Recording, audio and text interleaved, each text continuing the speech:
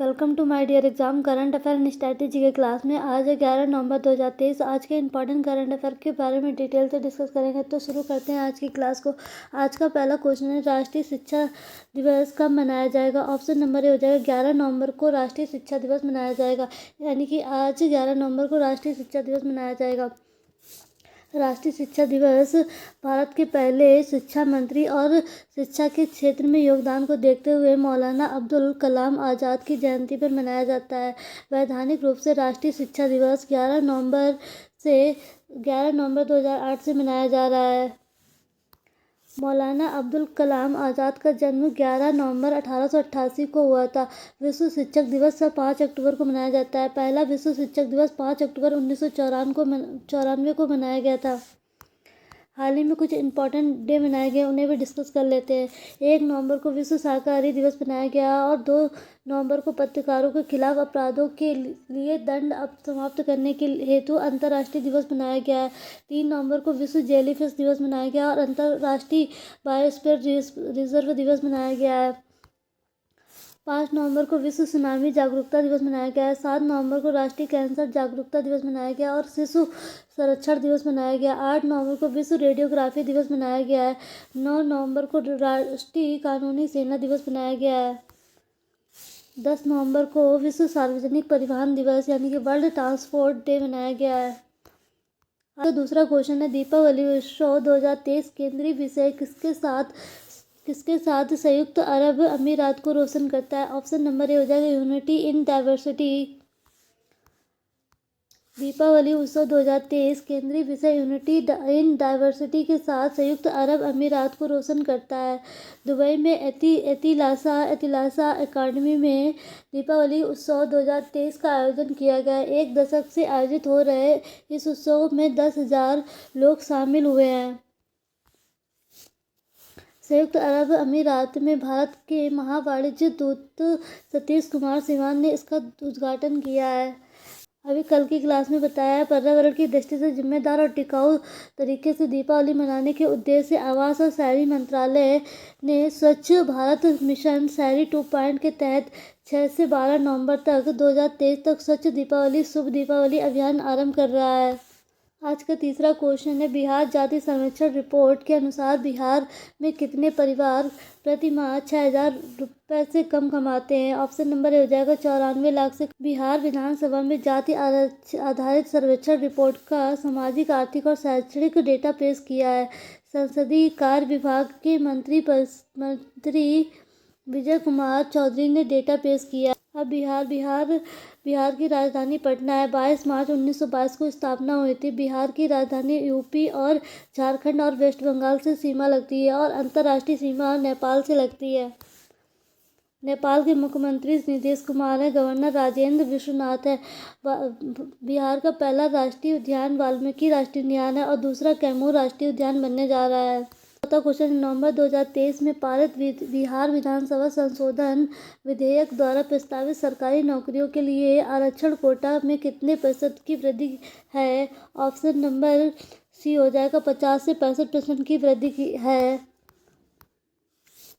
बिहार विधानसभा ने अनुसूचित जनजाति और अनुसूचित जाति, अत्यंत पिछड़ी जाति और अन्य पिछड़ी जातियों के लिए राज्य सरकार ने नौकरियों में आरक्षण कोटा 50% से बढ़ाकर 65% करने के लिए 9 नवंबर 2023 को सर्वसम्मति संशोधन विधेयक पारित किया है। आज का 5वां क्वेश्चन है, हाल ही में G7 विदेश मंत्रियों की बैठक किस देश में हुई है? ऑप्शन नंबर बी हो जाएगा जापान में हुई है। वर्ष G7 बैठक की अध्यक्षता करने वाले जापान के टोक्यो में चर्चा की मेजबानी की है। गाजा युद्ध में मानवीय रुकावटों की बढ़ती मांग को देखते हुए इन बैठकों का समय महत्वपूर्ण है। आज का 6वां क्वेश्चन है, सरकार ने किस संगठन के 2 उप प्रबंध निदेशक नियुक्त किए हैं? ऑप्शन नंबर हो जाएगा नाबार्ड के 2 प्रबंध निदेशक नियुक्त किए गए हैं। गोवर्धन सिंह रावत और अजय कुमार सूद को राष्ट्रीय कृषि और ग्रामीण विकास बैंक नाबार्ड के उप प्रबंध निदेशक के रूप में नियुक्त किया गया है। गोवर्धन सिंह रावत और अजय कुमार सूद पहले नाबार्ड के मुख्य महाप्रबंधक थे। नाबार्ड की स्थापना 1982 में हुई थी। इसका मुख्यालय मुंबई में है। यह वित्त मंत्रालय के अधिकार क्षेत्र में आता है। नाबार्ड का नेतृत्व वर्तमान में एक पूर्णकालिक अध्यक्ष के.वी. साजी कर रहे हैं। उप प्रबंधक निदेशक के 2 पद होते हैं।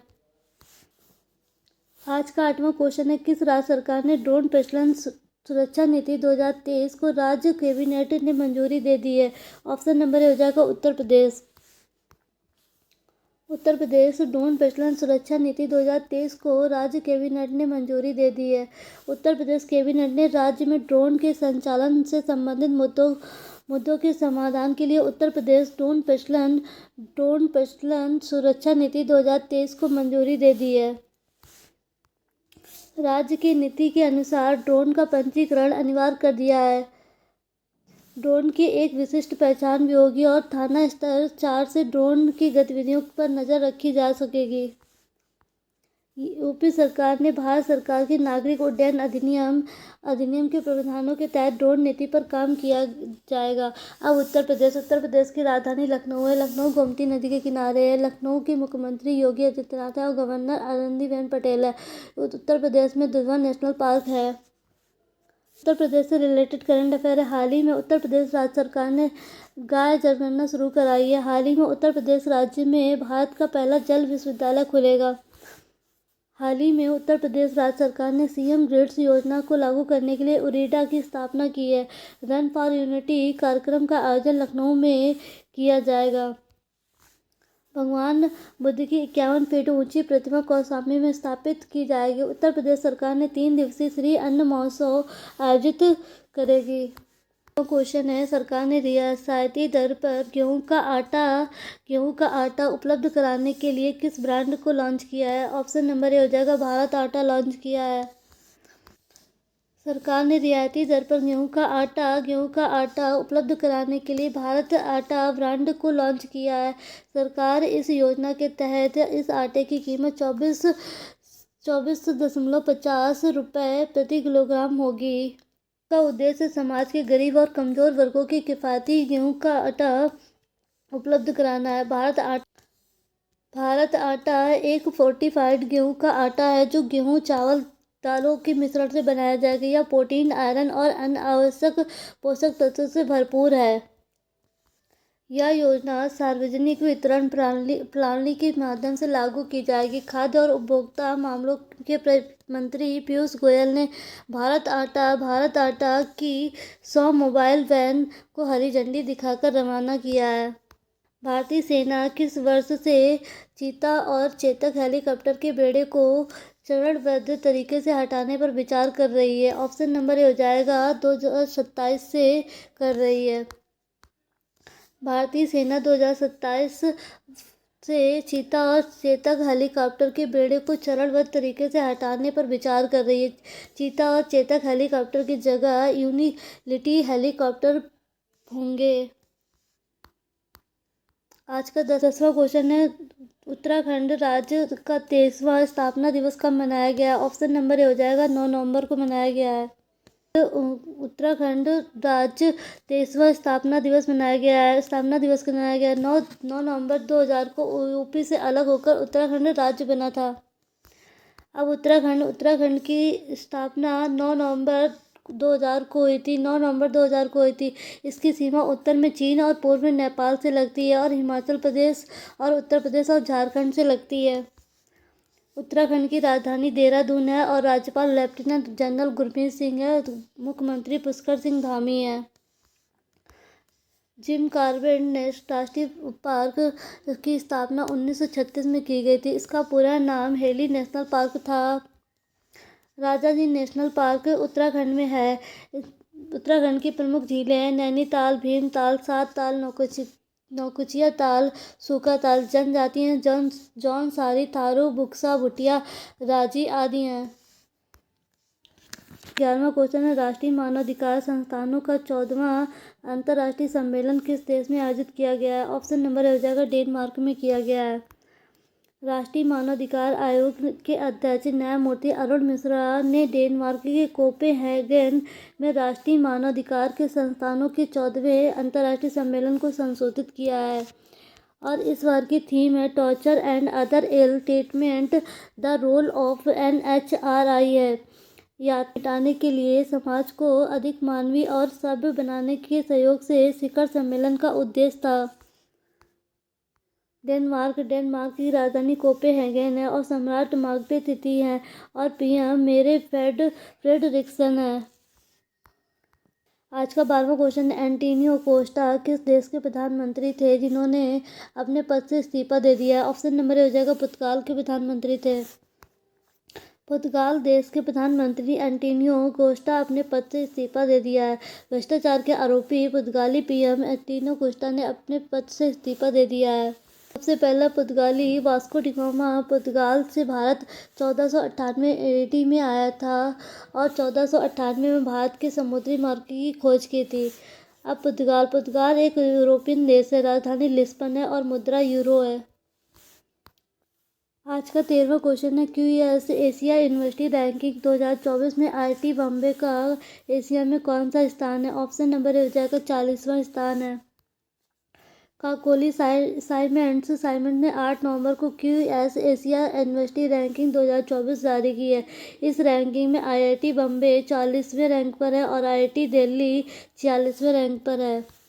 टॉप में चाइना की यूनिवर्सिटी पेकिंग यूनिवर्सिटी है और हांगकांग की यूनिवर्सिटी दूसरे स्थान पर है और नेशनल यूनिवर्सिटी ऑफ सिंगापुर तीसरे स्थान पर है। वह क्वेश्चन है, हाल ही में जारी ICC रैंकिंग में दुनिया का नंबर 1 वनडे बल्लेबाज कौन बने हैं? ऑप्शन नंबर ए हो जाएगा सुमन गिल बने हैं। हाल ही में जारी ICC रैंकिंग में दुनिया का नंबर 1 बल्लेबाज सुमन गिल बने हैं। बाबर आजम को पछाड़ कर बने हैं। सुमन गिल अब 830 रेटिंग अंकों के साथ शीर्ष पर है, जबकि बाबर आजम 824 अंकों के साथ पूरे साथ दूसरे स्थान पर है। ICC का फुल फॉर्म होता है इंटरनेशनल क्रिकेट काउंसिल होता है। 1909 में स्थापना हुई थी। इसका हेडक्वार्टर दुबई UAE में है। अध्यक्ष ग्रेग बार्कले हैं। ICC mains world cup 2023 Bharat में हो रहा है। इसके ब्रांड एम्बेसडर सचिन तेंदुलकर है। नंबर 1 वनडे गेंदबाज मोहम्मद सिराज बने हैं। स्पोर्ट्स रिलेटेड करंट अफेयर है ICC से। वनडे विश्व कप इतिहास में सबसे तेज दोहरा शतक लगाने वाले बल्लेबाज गैलन मैक्सवेल बने हैं, जो ऑस्ट्रेलिया के प्लेयर हैं। वनडे क्रिकेट में सचिन तेंदुलकर के 49 शतक के रिकॉर्ड बराबरी करने वाले बल्लेबाज विराट कोहली बने हैं। मोहम्मद शमी वर्ल्ड कप इतिहास में भारत के लिए सबसे ज़्यादा विकेट लेने वाले गेंदबाज बने हैं। हाल ही में गैलन मैक्सवेल ने वनडे क्रिकेट में ऑस्ट्रेलिया की तरफ से सबसे बड़ी पारी खेलने का रिकॉर्ड अपने नाम किया है।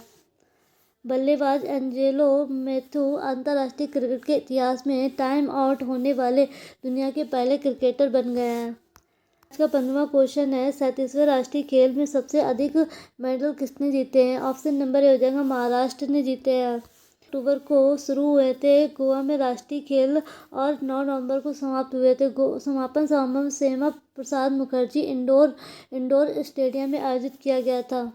राष्ट्रीय खेलों में अपना दबदबा बरकरार रखते हुए महाराष्ट्र को ओवरऑल चैंपियनशिप के लिए राजा भालेंद्र सिंह ट्रॉफी से सम्मानित किया गया है। महाराष्ट्र ने 80 स्वर्ण पदक सहित 228 पदक हासिल किए हैं। खेलों की शुरुआत 1940 में बॉम्बे से हुई थी। 36वें राष्ट्रीय खेल गुजरात में आयोजित हुए थे और इसकी विजेता सर्विसेज थी।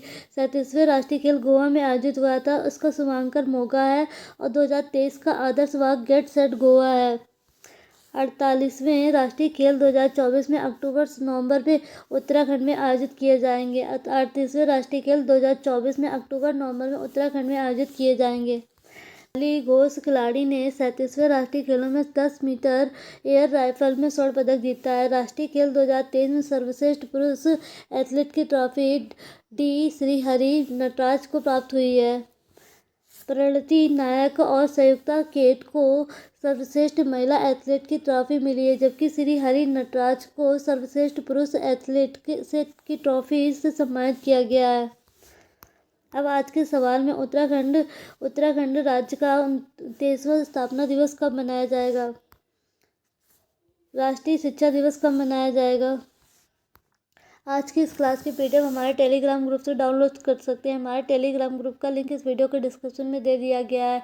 अगर आपको हमारा वीडियो अच्छा लगे तो लाइक करें, सब्सक्राइब करें। Thank you.